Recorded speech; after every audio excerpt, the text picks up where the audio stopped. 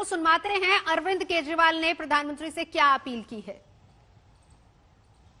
कि आपने और पूरे केंद्रीय मंत्रिमंडल ने आज तक हमें हर कदम पे साथ दिया है और आपकी तरफ से जो जो निर्देश आए उन निर्देशों का भी हमने बहुत कड़ाई से पालन किया। आपका हमेशा सहयोग मिला।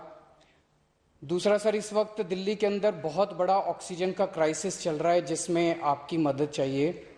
तो प्रधानमंत्री जी, सबसे पहले आपको धन्यवाद देता हूं कि केंद्र सरकार ने दिल्ली का ऑक्सीजन का कोटा बढ़ा दिया है। लेकिन सर, मैं आपसे हाथ जोड़ के प्रार्थना करता हूं कि इस बढ़े हुए ऑक्सीजन के कोटे को दिल्ली तक पहुंचाने में हमारी मदद करें। एक एस्टीमेट के हिसाब से दिल्ली को 700 टन ऑक्सीजन की जरूरत है। आपने हमारा कोटा 480 टन कर दिया, बहुत बहुत शुक्रिया। लेकिन पिछले 24 घंटों में इस बढ़ाए हुए 480 टन में से भी केवल 350 टन ऑक्सीजन दिल्ली पहुंच पाई है। प्रधानमंत्री जी, जब से ऑक्सीजन का संकट शुरू हुआ है मेरे फोन बजते रहते हैं। कभी कोई अस्पताल कहता है कि 3 घंटे की ऑक्सीजन बची है, कभी कोई अस्पताल कहता है कि 2 घंटे की ऑक्सीजन बची है।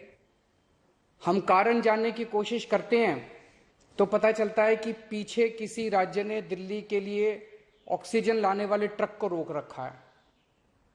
हमने मदद के लिए केंद्र सरकार में कुछ मंत्रियों को फोन किए।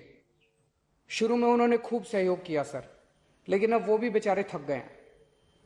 सर, देश के संसाधनों पे तो 130 करोड़ लोगों का अधिकार है ना। अगर दिल्ली में ऑक्सीजन की फैक्ट्री नहीं है तो क्या दिल्ली के 2 करोड़ लोगों को ऑक्सीजन नहीं मिलेगी? जिस राज्य में ऑक्सीजन की फैक्ट्री है, क्या वो दिल्ली की ऑक्सीजन रोक सकते हैं? ऐसे में हम क्या करें? सर, मैं आपका बेहद शुक्रिया अदा करना चाहता हूं कि आज आपने ये मीटिंग बुलाई है। बहुत सही समय पे ये मीटिंग बुलाई है। पर सर, मैं आज ये जानना चाहता हूं कि अगर आज या कल या किसी भी टाइम हमारे दिल्ली के किसी अस्पताल में अगर 1 घंटे की, आधे घंटे की, 2 घंटे की ऑक्सीजन बच जाए और लोगों की मरने की नौबत आ जाए तो मैं फोन उठा के केंद्र सरकार में किससे बात करूं? सर, मैं ये जानना चाहता हूं कि अगर कोई राज्य दिल्ली के कोटे की ऑक्सीजन का ट्रक रोक ले तो मैं फोन उठा के किससे बात करूं? हालत काफी ज्यादा गंभीर हो चुके हैं सर। हम अपने लोगों को मरने के लिए तो नहीं छोड़ सकते। हमें लोगों को यह विश्वास दिलाना पड़ेगा कि एक एक जिंदगी हमारे सबके लिए कीमती है।